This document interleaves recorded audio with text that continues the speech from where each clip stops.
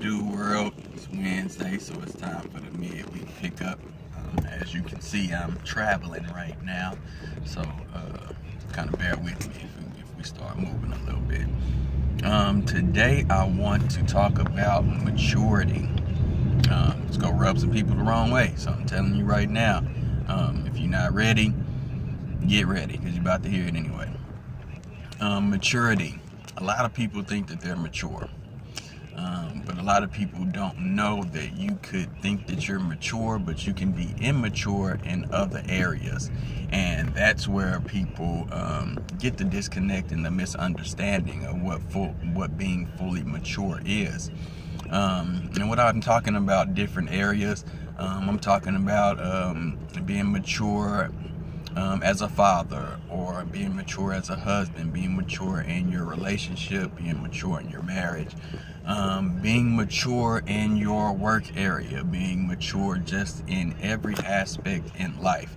It's not something that's just going to be an all-around thing. There are going to be things in your life that you may be mature at more so than you are other things in life.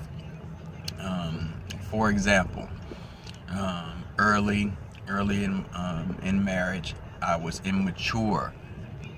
As I grew older and spent more time in marriage, I became more mature in my marriage, meaning that I learned to peep out certain things that I know that I should not do and I should not be involved with, and know how to reject something that's coming your way. That's how you be mature in marriage, in your relationship as well. You have to be very protective of your relationship, because a lot of people might say that they're happy for you in your relationship, but they may want something that's like your relationship. Envy is a very disguisable figure sometimes. People may not even know that they're being envious of you. They may just want something so bad, and then they see that you have something similar to what they want, so they might try and give you the wrong advice sometimes, or they might cause problems in your relationship. And that's something that you have to know how to sidebar with, if you will, or stiff arm, because you have to always understand, in a relationship, it is you and your partner. That's it. It's nobody else. Nobody else's opinion should matter. Sometimes, you get with your boys or you get with your homegirls, and, you might vent a little bit about your person or whatever the case may be, but always be mindful of what you say about your significant other, because if one day you're bashing and, ridiculing and criticizing your opposite or whatever, and then the next day, you're back together and you kikiing and woo-wooing or whatever, it's not really helping your relationship perception, because you've already dogged your person out. So you have one group judging and placing judgment on this person, and then after you've done all that and you've drug this person's name through the mud or whatever the case may be, and then you go back and you're with that person and the next day, and you're pretending like, oh, nothing ever happened, or I never said that type of stuff. The damage is already done, because you've already drugged this person's name through the mud. And then who's the person who's really looking stupid? I'm going to tell you who the person looking stupid. It's not the people who are wondering, well, she just said this the other day, and now she with him, or he said this the other day and now he with her. It's not the people who are outside looking in that's looking stupid. It's your damn self, because you just sold somebody's name and drug them through the mud. But now, you acting like y'all are best friends or whatever, and then you wonder why, sometimes when you come to, your people to vent or get things out or whatever, it goes on deaf ears, because, they've seen your song already. They've heard it. They've seen the episode and it's going to turn out the same way that it turned out before. So why would a person waste their time in even listening to what you have to say anymore when they already know how credible you are in that situation? And that's one reason why you have to always be mature in your relationship, because somebody's always watching. And most of the time we always let somebody, we leave the door cracked enough for somebody to get in our business or whatever, when we shouldn't put other people in our business in the first place. But like I said, sometimes, we have friends that we go to, people that we really, really trust, and we try and vent our frustrations. But you have to understand and know if that's the right person that you should be venting to. You know what I'm saying? So maturity comes in all different forms. You know what I'm saying? Like I said, you're in a relationship, men being fathers, we have a job as to where we have no other choice, but we are supposed to be a provider and nurturer for our children. And that also includes for our children's mother, because you always have to understand, even if you're not with your significant other, you have a child with this person. When you hurt the other person, in the long run, you're hurting the child. And a lot of people don't get that. So they're mature in relationships, and then they're mature in parenting as well. When you get mature in parenting, then you end up raising immature kids who don't know what maturity is supposed to look like, because they've grown up and seen immaturity the whole time. And that's not something that you want for your children, and that's not something that you need for your children to see. So it's very, very important for us, all of us, men and women, to be mature in parenthood, because we are always being watched by our kids. No matter what we do, our children see it. And believe it or not, they are taking notes. No matter how young they are taking notes. And they're going to see your behaviors and your actions, and then when they get out in public, they're going to mirror your behaviors and your actions. So if you're immature at home and you cannot get things together, then in public, your kids are going to display the same type of behavior. So like I said, this might offend some people, but we have to learn to be mature in all aspects of life. You know what I'm saying? It's not just about, I'm going to be mature at this point, but then on all these other levels, I'm not going to rise to maturity. No, that doesn't make any sense. That's stupid. And like me, like most people and myself, I know if you are really trying to change or evolve into something that's going to be different and better than the before shell of yourself, you want to be mature in all areas in your life. You should strive to want to be that, because when you find that area in life, you'll see that other stresses and other things that are minuscule will not bother you, because immaturity is not entering into your mind. So you don't have time for foolishness and games. You know what I'm saying?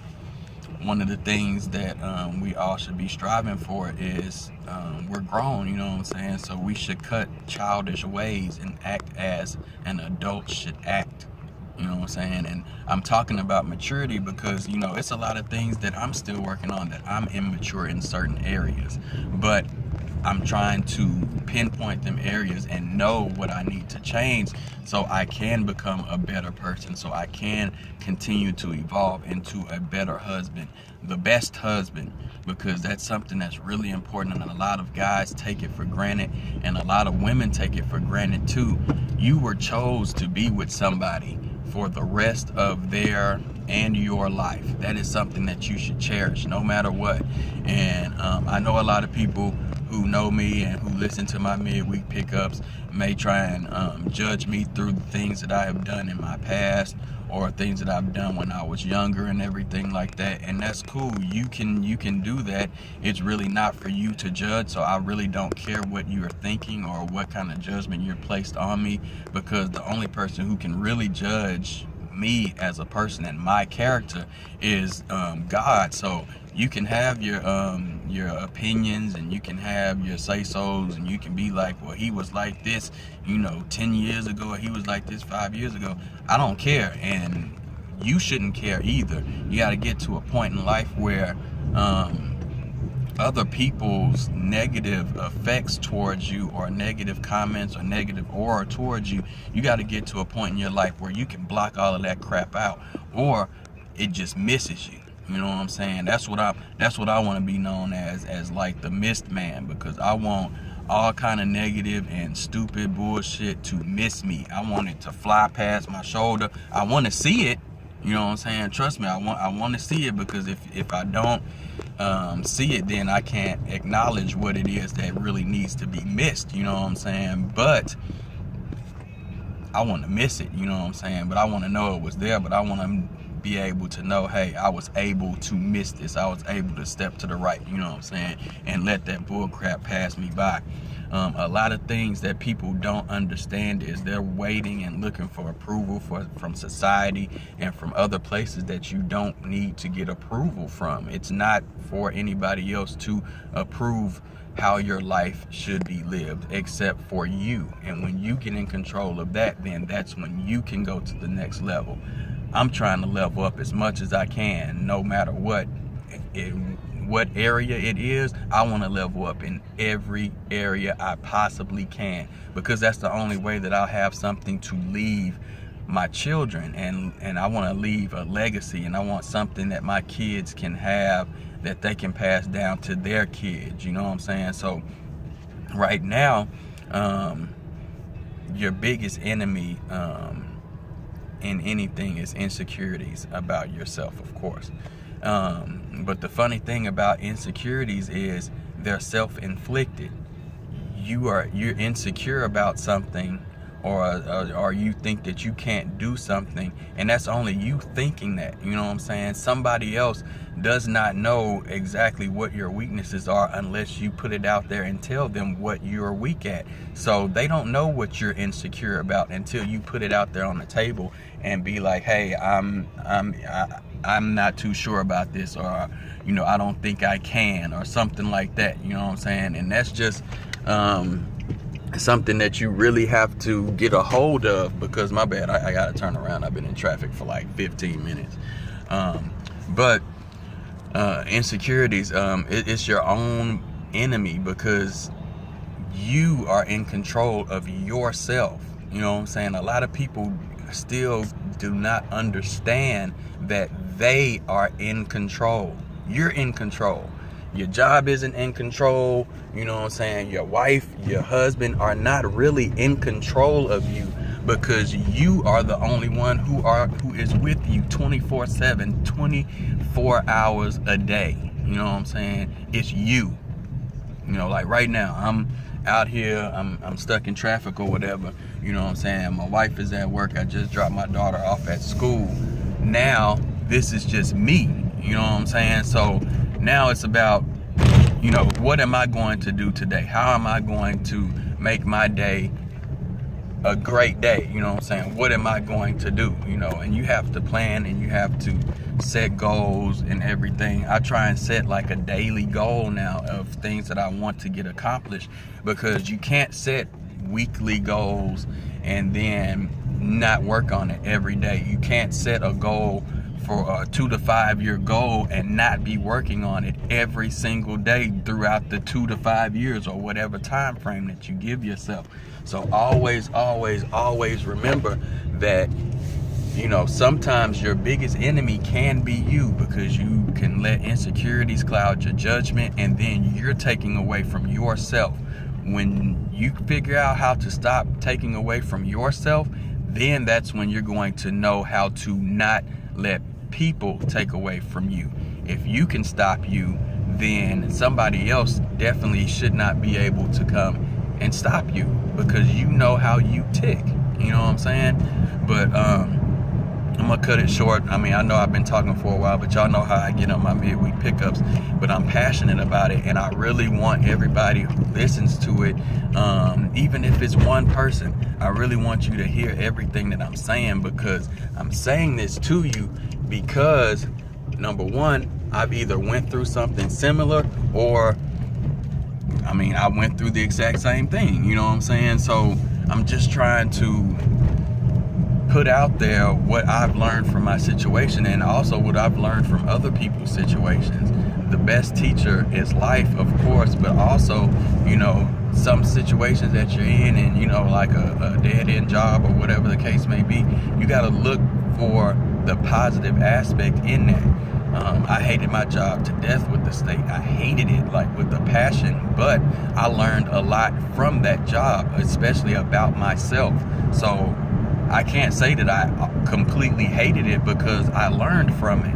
And that's what each and every one of us has to do in life. Every situation, every moment, every person, every whatever you go through, make sure you look at exactly what it is and take into mind what's happening at that moment in time, and then see what you can learn from that. Even if after you've encountered somebody or whatever, and you go back and you play the encounter back in your mind or whatever, find something in there that you learned from that person and apply it to your life. Our mind is so big, and God gave it to us so it can keep growing. So let's keep growing our minds, keep strengthening our bodies, and making sure that we are the perfect examples for our next generation. You know what I'm saying? Because I've said this, I've known this since my baby was in the womb. I know that my daughter is going to take care of me when I'm old, decrepit, and dusty. I know that. I've known that since before I seen her face. But in order for her to do that, I'm going to have to work my butt off so I can show her, so she understands how responsibility is supposed to be handled, and so she'll know that you can't get nothing easy out of life. You're going to have to work for everything. Everybody thinks things should fall in their lap, and that's not how it works. You have to put in the work. You have to put in the long hours. You have to give up some of the fun that you think that you should be having in order to build an empire. You know what I'm saying? I got a friend, and my partner is doing very well for himself, very well. And he told me something that has stuck with me ever since he told it to me, and I have not started really applying that to myself until here recently. He said, I took 5 years off of my life and I did nothing but work. And he was like, I didn't go nowhere, I didn't go party. He was like, y'all didn't see me like talking about. And he was like, a lot of people thought I was acting funny. And then he was like, but I wasn't acting funny. I was working to put my family up in the house so we could be comfortable. Big, gorgeous house. And he did that, you know what I'm saying? And he asked me, is that something that you could do? And at that point in time, I knew my answer was no. Of course, I didn't say it, you know what I'm saying? You kind of deflect or whatever and, you know, turn it back on the other person. But that's real shit right there. Can you do something like that? Can you make a sacrifice for longer than a month, longer than a year, longer than 2 years? Can you make a sacrifice for yourself for that long in order to have something permanent for your family for the rest of their lives? 5 years out of 65 or 70 years, it's not that bad, people. It's not that bad. So with all that being said, I'm going to go on and shut up. It's been 18 minutes. I'm sorry, everybody. But real talk, man. Be a blessing to somebody, you know, today. Even if you feel like God hasn't blessed you, it's coming. It is coming. Don't get it twisted. Don't get discouraged. It's coming. But still, be a blessing to somebody, because you never know. Somebody may need that, and you may help somebody. You may save somebody's life, and you never even knew it. You know what I'm saying? But be a blessing to somebody else today. I'll see y'all next week. Be safe out there.